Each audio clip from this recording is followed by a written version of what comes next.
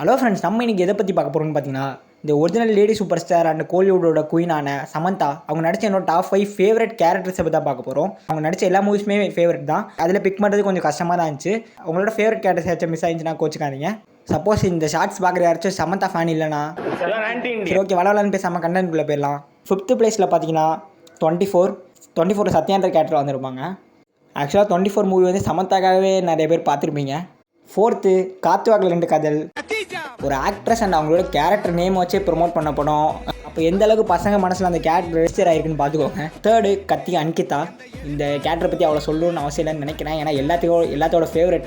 Okay, இப்போ top 2 வந்துட்டோம். 2nd நீதானே என் பொண்ணு வசந்த மித்தியா. இந்த படத்தில் மோர் தென் காலேஜ் கெட்டப்பை தாண்டி ஸ்கூல் கெட்டப்பில் செம க்யூட்டாக இருப்பாங்க. அண்ட் 1st பிளேஸ் தெரி மூவி மித்ரா. தெரி படத்தில் ஆக்டிங் ஸ்கோப்பும் இருக்கும், கேரக்டரும் செம்ம கேரக்டர் அண்ட் க்யூட்டாகவும் இருப்பாங்க. ஸோ அதனால தான் தெரி படம் என்னை பொறுத்த வரைக்கும் 1st பிளேஸாக இருக்குது. இந்த ஆர்டரில் ஏதாச்சும் சேஞ்சஸ் இருந்துச்சுன்னா நீங்கள் கமெண்ட்ஸில் சொல்லுங்கள். இந்த மூவியை நீங்கள் மிஸ் பண்ணிட்டீங்க அப்படின்னு சொன்னாலும் நீங்கள் கமெண்ட்ஸில் சொல்லுங்கள். And thank you.